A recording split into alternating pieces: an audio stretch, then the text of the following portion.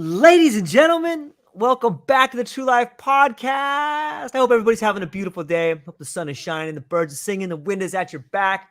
I got a great show for you today with an incredible guest, the one and only Mr. J. Lawson. He started SimpliSync 3 years ago with no prior experience in e-commerce. Through determination to solve a need for Amazon sellers, Mr. Lawson has grown SimpliSync into a successful management company. As founder and CEO, Mr. Lawson now directs strategy and growth for a company serving dozens of vendors nationwide. SimpliSync has expanded by providing advanced software and stellar customer support to streamline order management across sales channels. Mr. Lawson conceived the idea while consulting in IT. Hearing clients voice headaches managing Amazon and other platform inventories, he saw an opportunity. Mr. Lawson self-taught the technology, funded an initial software solution, and made connections among Amazon sellers. By consistently reinvesting in engineering and talent, Mr. Lawson built an agile company fixated on usability, flawless integration, and delivering seller peace of mind. When not planning long-term, Mr. Lawson spends time in SimpliSync's forums getting direct customer feedback. His vision ahead is expanding SimpliSync's unified data and operations capabilities to additional major e-commerce platforms, but he remains dedicated to serving the Amazon sellers who catalyze the business with the most sophisticated and affordable solution possible. Mr. J. Lawson, thanks for being here today, my friend. How are you?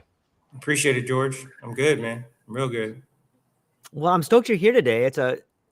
I don't know a whole lot about e-commerce. And when I saw what you were doing, I was like, man, what a great avenue for someone to get involved and create a new life for themselves. So I got a bunch of questions, man. I thought I'd just fire one off here and see what you got to say, man. What do you think? Sounds good. Let's do it. Okay. So can you provide an overview of your experience in the automated Amazon drop shipping industry and what led you to start your business in this niche? Well, I started in e-commerce on eBay. I was doing it part-time while I was working. Yeah. And then I started seeing the online arbitrage and the benefits of drop shipping. So it led me to like streamlining how it's done. After seeing all the pitfalls, having all the problems, dealing with different issues here and there, I was like, this could be done a lot better.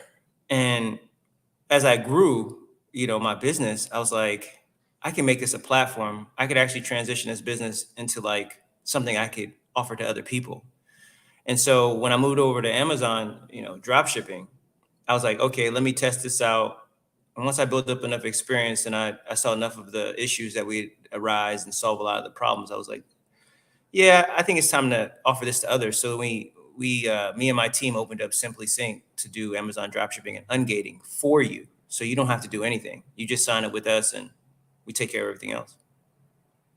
Man, maybe you can break that down a little bit. Like, what does that mean for me? Like, what does it mean if I come to you? I want to drop ship something, or maybe you could break down what's exactly going on there. So, it's automation, right? So what we do is we have a bunch of software and we have a bunch of people that know how to manage the Amazon process. Right. So that's our advantage, right? We're efficient, we can scale, and we know how to save money. So when you save money by purchasing low and selling high, your gains are a lot higher. And so a lot of our suppliers that we use, they use our software as well to sync inventory, they fulfill orders, update tracking and everything else. So the Amazon model is pretty much buying at wholesale, selling at retail. So if you understand that, just that simple fact, then you'll understand what we're doing. We're just doing it at scale. So we're able to process thousands of SKUs without needing a lot of staff because we have all this automation in place. And with new AI software and all these, robotic knowledge tools and everything that computers are capable of doing now, we can do it with a really small team, which then also reduces costs on our end, right? So when you come as a customer to us, we do a profit share, but you receive more of the benefit of that profit share because we have less costs, because obviously there's cost with everything, but you don't have to pay it because it all comes out of profit. Yeah, it's a fascinating time to be alive. Well, I guess you've kind of already explained the process, but maybe you could just go a little deeper in explaining the process of ungating products on Amazon and the challenges businesses often face in this regard. So ungating is like crucial, and it's Okay. really difficult without the right expertise. And ungating means that Amazon allows you to sell branded products. So if you want to sell Ah, Nike, or if you want to sell Adidas, or if you want to sell Apple, you have to be an authorized seller of those items. And when Amazon allows you to sell those items that are high in demand, people will buy them from you. Because again, our goal is to get them at wholesale and sell them at retail or a little bit less than retail so that people will be like, oh, I'll go to Amazon and buy it, right? That's the goal. right. We can charge a less than retail price because we didn't pay, the highest cost when we purchased it. But once Amazon allows us to ungate a product saying that we're authorized to sell this, we can then put it on your store or whoever's customers we have, their stores, and then they are able to now sell those products. And, the criteria for Amazon is opaque. So, experience plays a huge role. And the fact that we've been doing it for so long and the fact that we understand the processes and we have a great team of ungating, we have an entire ungating staff. That's the only thing they focus on is ungating products so that we can put it in our stores. It helps us, generate pretty significant revenues. Yeah, I didn't even know that was a thing. I guess it kind of makes sense now that you're talking about it, but I didn't even know what ungating was, man. Pretty interesting to think about it from that angle. What about in the context of drop shipping? Like, how do you handle issues like inventory or fulfillment or customer support and maintain like high levels of customer satisfaction? Well, kind of like I was talking about before, we use AI, Right. machine learning, big data, and a robotic process automation, depending on where we are in the flow. But it's our automated platform. It integrates everything. So the supplier's inventory, the order management, it provides real-time stock updates, like how many items you have in your store, how many items are available to sell. That's really important. Prompt fulfillment so that the customer receives it on time. Amazon loves that next day delivery stuff. So you got Yeah. to make sure that you have your next day delivery handled the same way, right? And so we have to keep up with them. And then the software also does, tracking syncing because Amazon wants to make sure they can follow the product from the warehouse to the front door. And all those things can create problems for Amazon. So we have to be on top of that, right? So our system also helps with customer issues. And we have a multilingual support team because this is global. Amazon is in a bunch of countries, and there's really no limitation to where you can grow. It's just about how well you're able to fulfill Amazon's policies when you do grow. So we sell in Canada, we sell in Mexico, we sell in the United States, we sell in Europe. We have a VAT, which is like a tax ID license for European nations. So we're able to sell, Poland, Germany, the Netherlands, you name it. So anywhere in Europe, in the European Union, we're able to sell products simply because we know how to put together the tax documentation needed to fulfill the needs of Amazon. Because all these things Amazon is looking for your store to have in order. What an interesting way to have such a global reach. Like, how does that feel as an individual to be where you are and have such a global reach? It seems like not that long ago you would have to have an entire corporation to have such a global reach. But you as an individual, as a man, as an individual, how does it feel to have such a global reach like that? Well, I mean, we live in an age where me and you are having a conversation right now, and we could be anywhere in the world. Right. But it doesn't feel that way just because we're used to it. So at this point, a sale here or a sale in Qatar, it doesn't really matter in the larger scheme of things because it's almost an expectation where if someone has a desire to buy something from you, it doesn't really matter where they are. And because, I live in Hawaii and my entire entrepreneurial journey has been here, I've always dealt with clients outside of Hawaii, outside of the country, all over the world, engineers in Turkey, development teams in Asia, clients and manufacturers of products in China, clients in New York. So at this point, it's a normality to have that type of reach. Yeah. It's fascinating to me. Like, as I've known you for quite some time, and you are really great with relationships and very personable, and you have a very interesting and unique way of sort of cutting to the facts and figuring out who somebody is. I've always admired that about you. Are you able to use that same ability in your method of building relationships one-on-one? Are you able to put that into the business and kind of reach through the airwaves and know your customers that way? Well, you know me for a while. I like to play the background. Um, I'm a big fan of putting the right people in the right place, Right. right? So having a customer service person that is really personable and really empathetic and really, enjoys talking to people is an important part of any team. Right. I'll do it. I don't mind talking to people like I'm talking to you about it. I love this. I do this every day. I enjoy it. But I know there's other things that I need to also be doing. Right. And so having someone on the team that can fulfill that role is really important to me as well. Yeah, I can see that. And if you can find the right person for the job, it's like finding an extension of you to do the similar same things that you trust in there. Like, I guess kind of brings us to maybe you can share some insights on the tools and technologies that your business uses for automation in the drop shipping process. We've talked a little bit about AI, but how do these tools improve efficiency and accuracy? Well, a lot of it is proprietary, but I'll keep it as vague as I can, but Okay. as Okay. specific as I can at the same time. Right. So we use a lot of data science and market research to figure out what the high potential products are in each niche.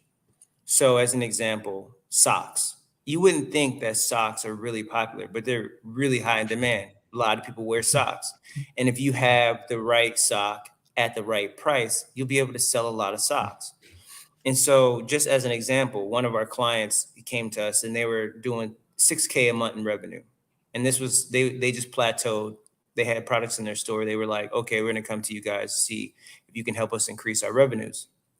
So we onboarded them, and in about 6 months, we were able to provide them a mix of different items that they should sell in their store, and we were able to grow their revenue to 20K a month. It Wow. was just by having the right tools, the right signals, the right search volume, having related products, knowing the right keywords. And then it's also Mm. seasonality and forecasting because wintertime is coming. And so people are going to buy sweaters. That's just a thing. They're going to buy jackets. They're going to buy winter clothes because it's wintertime is coming. So you have to be able to forecast, well, these things were popular last year, so maybe we should stock them again and then begin to test the market and say, okay, people are still buying this item. So this is something we want to bring into our store. Not every product works. And, that's business, right? So we may Right. buy some inventory of something and it may not sell through all at one time or at the rate that we expected it to. But because we have a mix of items, it's never really an issue because we're always bringing in profit every month. We're profitable because again, we're buying at such a low rate and we're selling at such a good margin that even the products that sit on the shelves for a little bit longer, we're not taking a loss on those products. Yeah, it's fascinating to think the evolution of the marketplace. When we were little, we'd go to the mall or Foot Locker to buy some new shoes, and they might not have your size, or they might not have the color or something like that.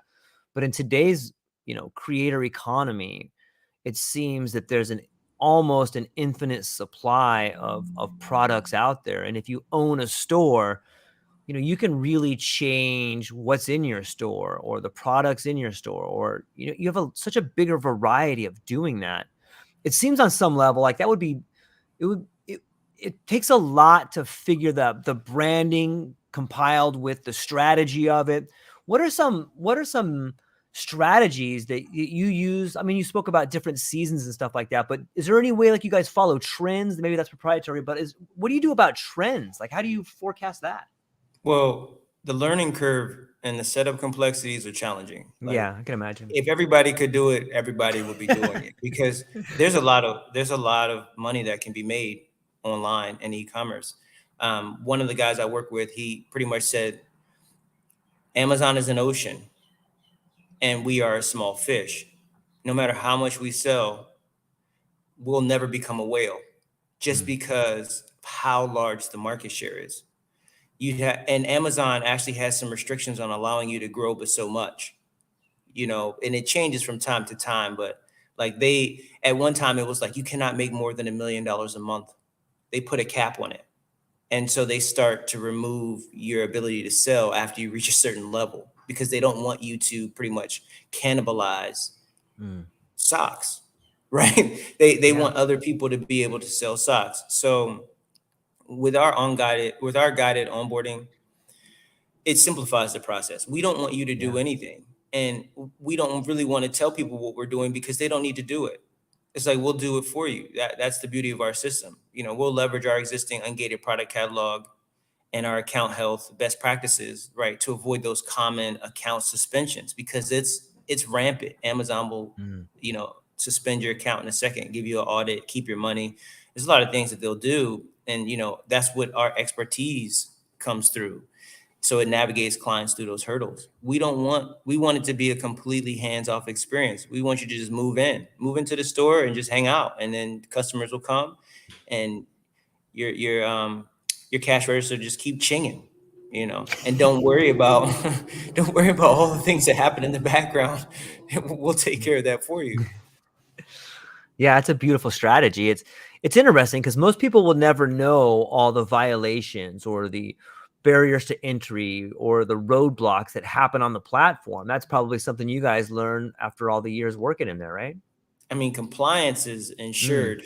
We have to, because Amazon, like I said, is quick to take your money. They have no problem saying, okay, well, you made 40 grand this month, but you violated a policy. Yeah, we're not going to pay you. So then you'll never get that 40 grand back. You may have to hire an attorney and you still may never get it back. They have a really good system set up to keep your money.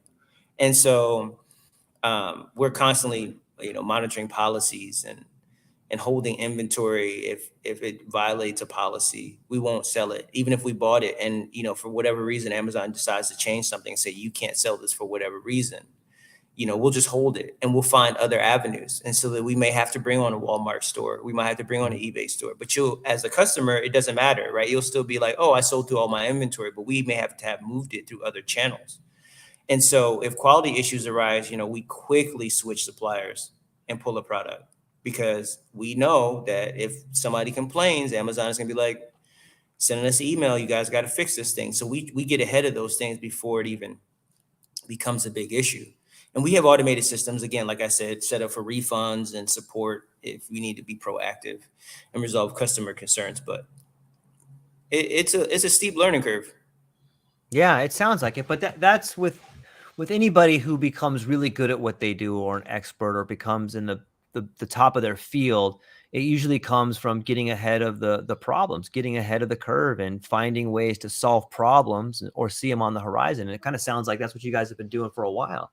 Maybe you could, what about examples? Like, maybe we've been talking about what can happen and what might happen, but can you give an example of a successful case where your business helped a client achieve significant results through automated shipping on Amazon? Well, yeah, I mean, similar to the one I just told you about, they came to us and they were stuck. We have clients that come to us that have stores. We have clients that come to us that have never sold on Amazon, but they've always desired to get into this business. And so for those customers, we have a system set up that pays them to set up their store. In essence, once they sign up, they don't have any fees. We'll handle all the inventory. We'll buy all the inventory. We'll sell all the inventory. And then we'll cut them a check. And then we'll just invoice them for the maintenance costs and the cost of the products. And we'll do a profit split. So we want customers to just come and learn the system and then just receive a check, because this game is so difficult to teach. And we don't want people to come to us and say, oh, you gave us this lesson and it failed because of XYZ. We don't know what they did after they took the lesson. We don't know how they, used the verbiage or the templates or the stock inventory schedule that we sent them. We'll never know. So we just say, you know what, don't worry about it. Just come to us and we'll do it for you. And so that person that I was referring to that came to us and they were stuck at $6K a month, and they were doing it. $6K a month is good money. That's not bad money. for a lot of people. But you have to take into consideration that probably only 30% of that was profit, because they have to buy inventory, they have to deal with returns and chargebacks, and it's their time, right? And so they're paying themselves a salary for doing all these things. They probably receiving $1,800 a month, $2,000 a month for a lot of work, and they're stuck. And they're like, how do I get over this hurdle? And, $2,000 a month, again, is not bad money for a side gig. But if you're trying to turn this into a full-time job, if you want to support your family and if you want to increase your lifestyle, your gains have to be a little bit bigger. And so when they came to us, that's what they told us. They were like, we need to grow and we don't know how, and we don't know what we're doing wrong. And we were like, we'll just take it over for you.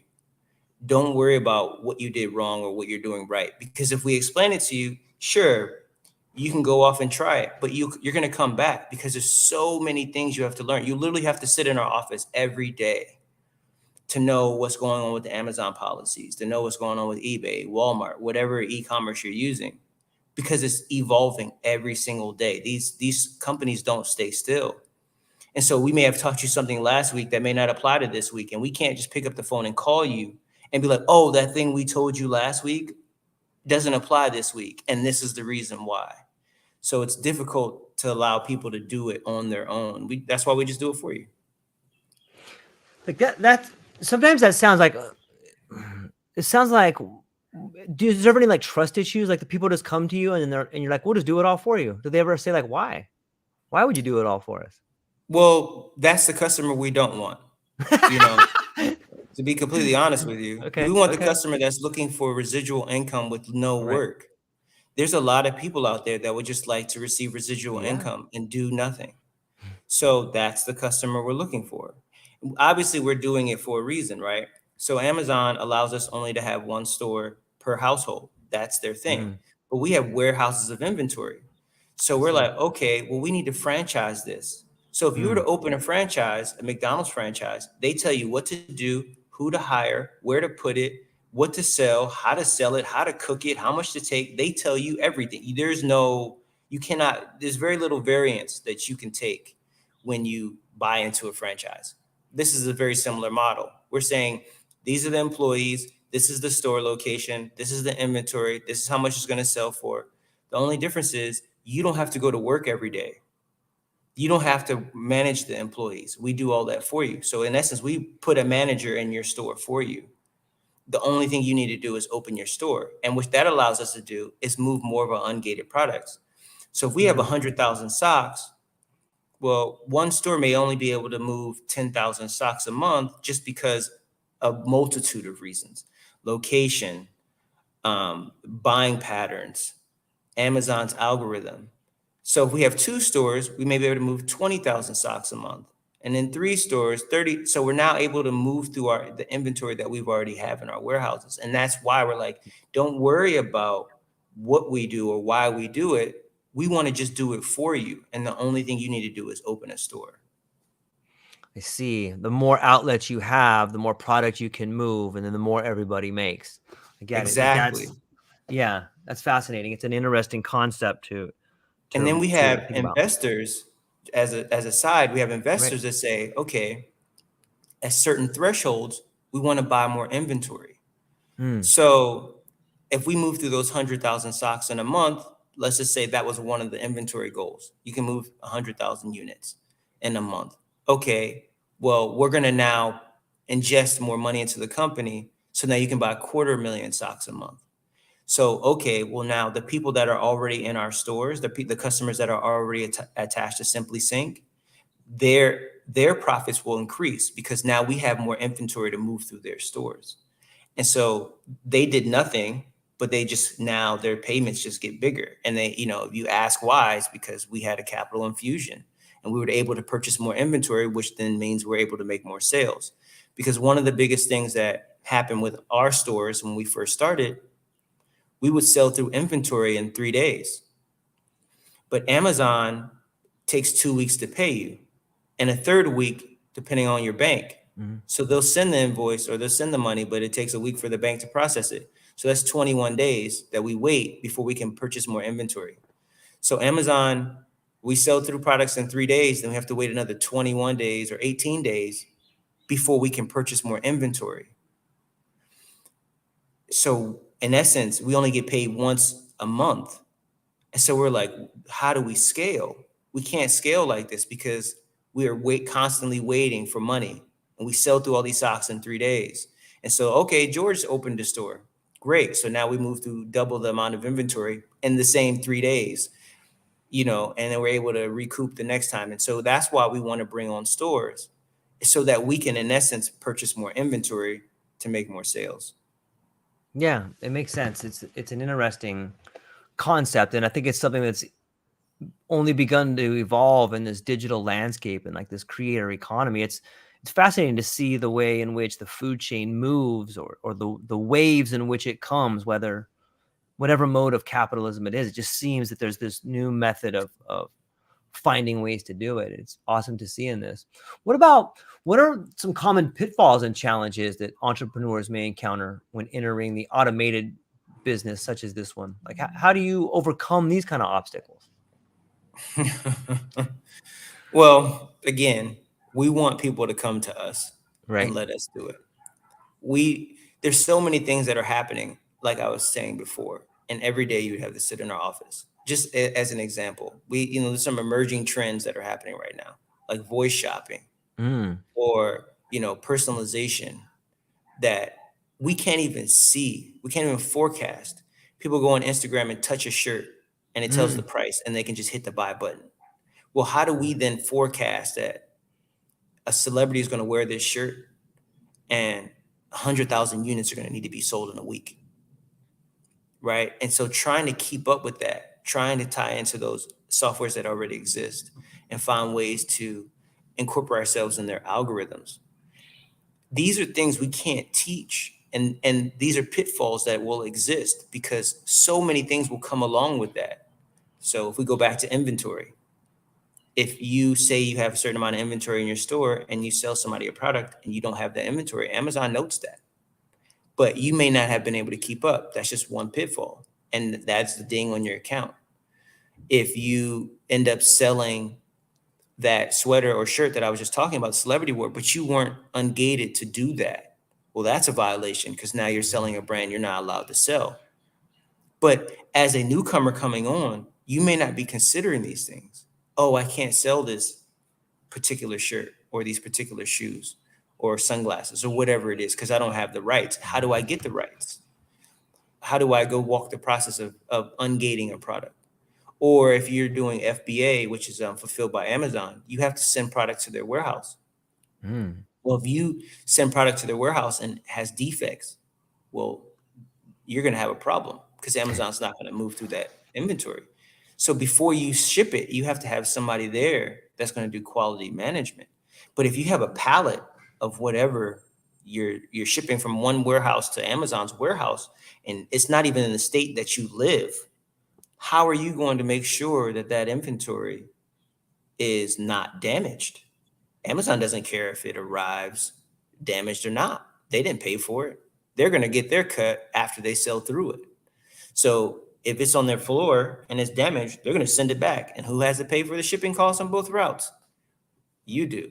So there's a lot of and it's not for, these pitfalls are not for the individual that's only selling 1 or 2 items a day, right? So I'm not talking about someone that's just doing this as a part-time thing. I'm talking about someone that's trying to replace their working income and that's trying to, change their life and they want to scale, but not do any work.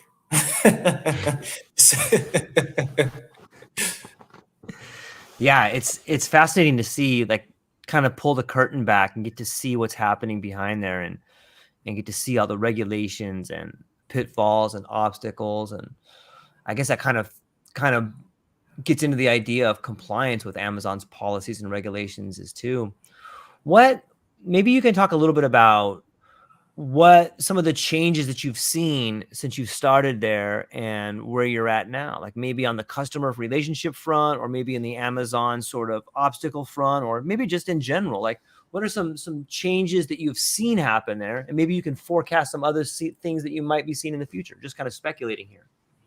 So Amazon changes their policies regularly depending on how many people are affected by it. Mm. So drop shipping as an example. At one time, they didn't want any drop shipping. Then they put in place policies that allowed you to drop ship, but it had to be a certain way you did it. And then they were like, okay, not enough people are able to do it this way. So they changed the policy again. And a bunch of people got violation letters, right? And Mm. we had to solve these audits and violation letters because we weren't doing it the new way, the new policy way. So then we had to change the complete way we do it, but we have to figure these things out along the way, right? And so it's ever evolving, and these things are ever changing, and these policies are ever moving. And similar to like a VAT, which is, like I said, a tax ID for Europe, the regulations behind that and how you go about getting it and how you go about utilizing it, they're regularly changing. What country you decide to register your VAT, Mm. Poland, Germany, Switzerland, London, all these things have different stipulations. Like if you register your VAT in England, because they split from the EU, how you go about paying your VAT, you might Mm. have to pay it in two locations. Because if you ship it from your England and you ship it outside of England to some other country in the EU, they have a different tax law now because they're not part of the European Union anymore. So that was a major shift. It was like, okay, so Yeah. anybody that's registered with the VAT in England, you might want to consider getting a VAT in Germany or Poland or another place because you don't want to necessarily ship things out of England. You might be able to ship them into England without having to deal with that regulation. And then you have to deal with customs as well.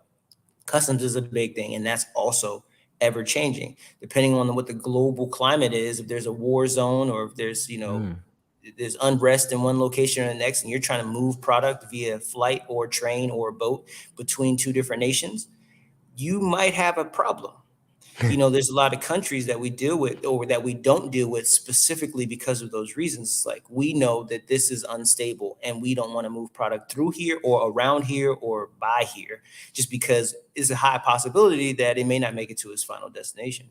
So there's so many things that you have to take into consideration when you try to scale. And again, like I said, this is not for the individual that's trying to sell, you know, one thing to a person and then the state next to them. This is Right. someone that's trying to move pallets of product from one country to another country via air, land, or sea. Yeah. Do you find the same trends? I know that over the last few years in the news and just from what I have seen, we're kind of seeing a trend away from brick and mortar stores and like the world of e-commerce is exploding. Is that trend still happening? Do you see it more and more where you're at? And is e-commerce affected by the same sort of issues that brick and mortar is? Okay, so before SimpliSync, I had another startup that was in retail, Mm. and then COVID hit, and then it changed everything. Right. And brick and mortar was the standard up until it wasn't that huge of a shift. Amazon was playing a huge part, but COVID definitely completely changed the landscape because it became a necessity to be able to receive product without leaving your general vicinity. And once people realized how easy it was, we're a populace of convenience. We like to have what we like to have right now and not have to spend any additional effort trying to get that thing. Yeah. So automation and on demand products will never go away. It's only going to increase. And Right. not only that, now refrigerators are smart.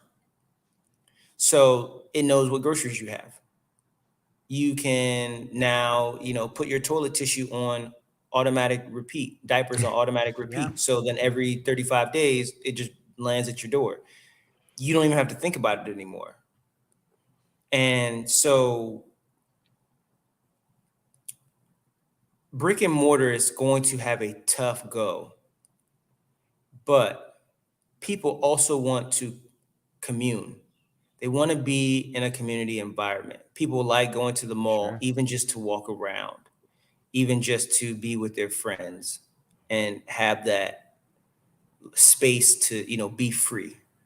So I think brick and mortars will have to evolve similar to the commercial real estate. Yeah. They're going to have to evolve because the buildings already exist. It'd be too expensive to tear them down. And so They just have to change into something else. And with Amazon and e-commerce, they're already so far ahead. They know what's happening and they have their finger on the pulse. As long as you can keep up with what they're doing, I don't think there's going to be much of an issue. Yeah. As you're talking, I'm reminded of like a whole new set of valuable, profitable product, and that is the product of information. It seems to me when you're talking about people buying or ordering stuff online that they're giving up all this like information to Amazon to build like a customer profile on them and stuff. What do you guys do to make sure that your customers' information stays safe? Well, that's truly the security. We're relying on the security of Google. Right. We're relying on the security of Amazon, because just to open a store, Amazon wants to know exactly who you are. Right. They already build a profile. There's no way to get around it. If you want to own a store, it's kind of like if you had a brick and mortar. The state is going to want to know who you are, what your financials are, Sure. births, that you're a real person, that you don't have any felonies, right? The state wants to know all the same things that Amazon wants to know. It's just the fact that it's on the cloud. And you hear of a lot of security breaches that happen with all these multinationals. Even banks. I mean, banks are getting hacked. I mean, you can buy people's information on the dark web. There is a risk in taking a risk, but it's actually, by opening a store, Sure. but there's even more risk by being left behind. And so you have to weigh it to say, well, do I want to work every day for the rest of my life where my job actually may not be available for the rest of my life? Or do I want to find a way to slowly replace my working income so I can do the things that I love to do?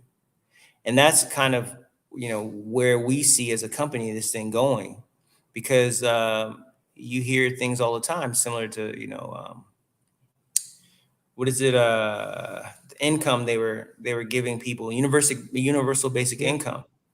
They say those policies actually work. They tested it in about 8 states, and they said the people that they gave money to, they actually improved their life, their livelihood, and they were able to do the things they needed to do to get to the next rung of their social climb. But a lot of those systems were funded by individual investors, which is funny, right? So the individual investors are like, I want to give back to the community that I live in so that it's not as dangerous for my kids. And so let me help the people that are, in a bad situation in my neighborhood so my neighborhood can become safer, my property values go up, it's just overall better. And so that's what we're doing with SimpliSync. We're saying, hey, we're not asking you to do anything. You literally just have to sign up, go through the process of starting a store, and we'll manage it for you, because we want everybody's boat to rise with the tide.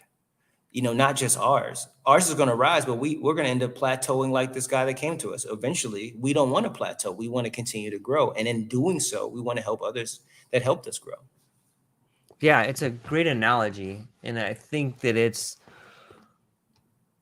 more of a wave of change that's coming. And it's the only way in which we all get better is if those of us who make it, reach back and help the next person up. Like, that's the only way it's going to get done. We need to start seeing each other as each other.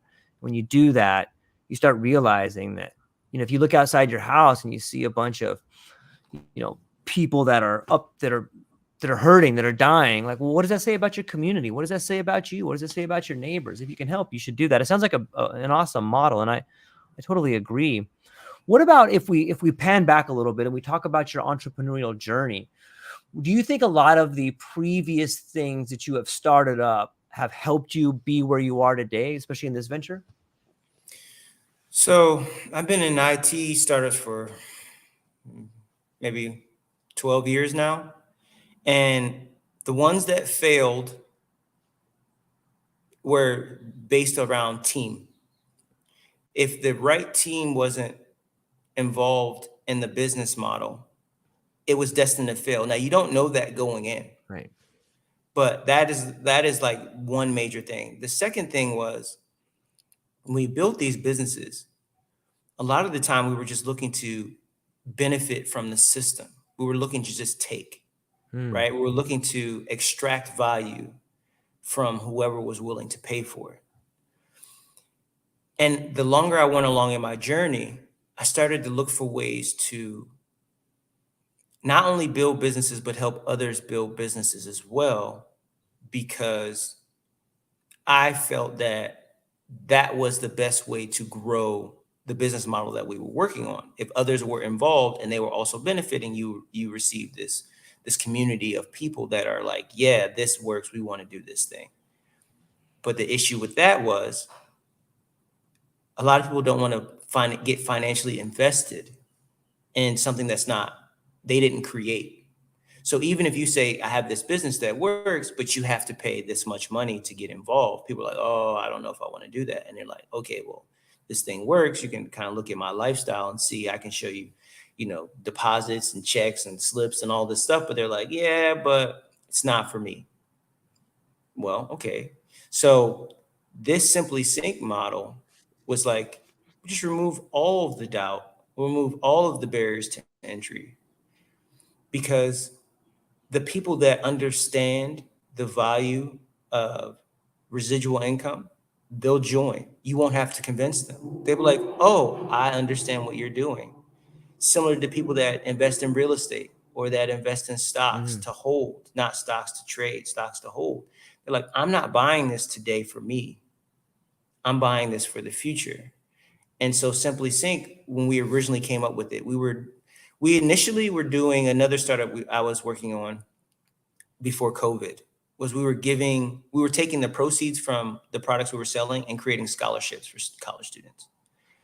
And the model really resonated because college students are deeply in debt, or they're going to become deeply in debt, and the federal government's looking for ways to stop that right now, right? So we were trying to do our part. And so what we realized was, okay, if we're able to figure out a way to make sure other people benefit without having to do much work, we'll be able to do a greater job at helping, and a greater job of marketing, and a greater job of expanding and growth.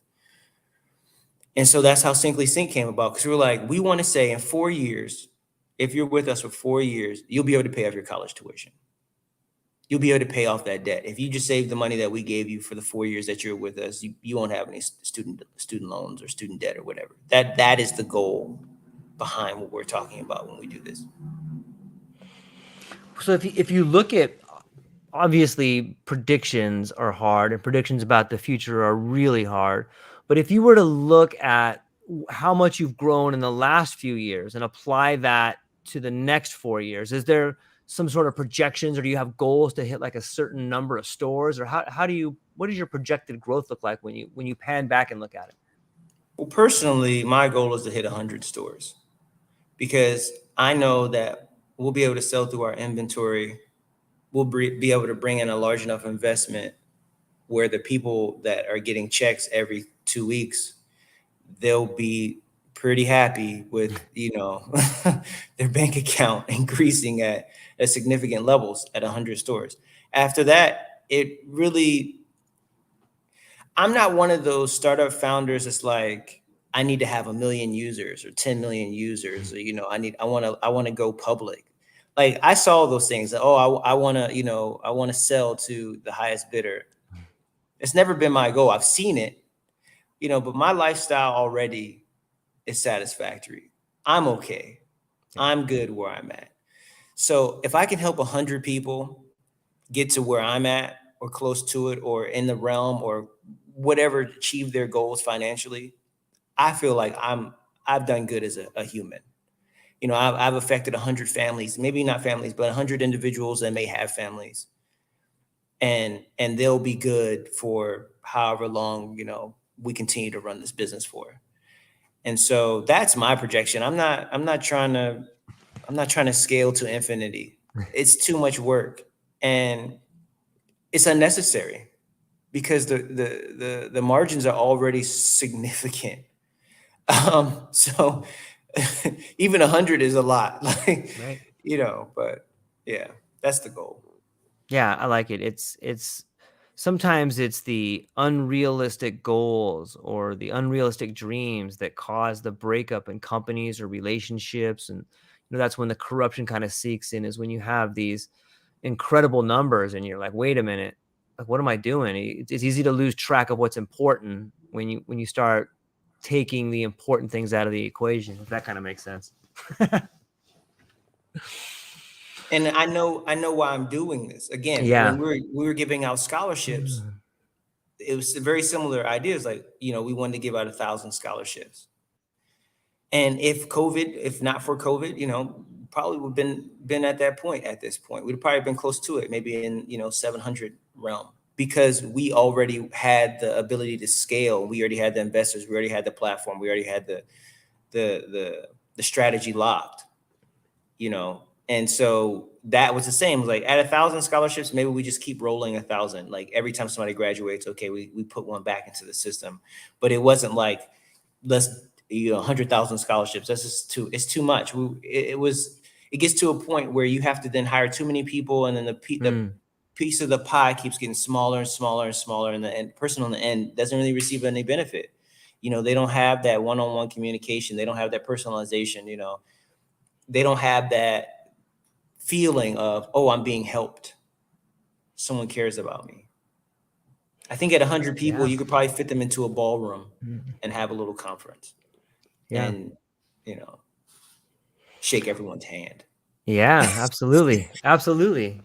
What do you think that this particular trend of, peer to peer on some level is going to continue to happen in throughout the world? Or is this like a phenomenon that's happening in the Western countries? But what do you think about this kind of getting rid of the middleman and really tightening that supply chain down? It seems like that's kind of what's happening. Is that a trend, or is that like a blip, or what do you think about that? I don't think you'll ever get rid of the middleman. And I don't think you should try. There was a report that came out that said, the United States government tried to put some regulations on products coming in from China. And then when they did a study, they realized that, well, the products that the United States government was buying from Mexico or Ecuador were coming from China anyway. So the pieces and the parts that they were manufacturing with were coming from China. So they were like, did you actually stop the import of those Chinese products? No, you just changed the origin country that it came from. It was just a smokescreen. Right. And so SimpliSync is the middleman, because we don't manufacture the products. And so anybody that sells on Amazon, they are the middleman, because they don't manufacture the products and they're not buying the product. I mean, they're not buying the product that they're selling, I should say. So they're in the middle. Right. And so social media the same way. I mean, Facebook is the middle. Instagram is the middle. TikTok is the middle. They are the middleman of how the system works. It is peer to peer, but it's peer to middle to peer. And I think it will always be that way. Even if you have a robot or AI or chatbot, they are the middle. You're not going directly to the source. If you type in a question in ChatGPT, well, ChatGPT is the middle.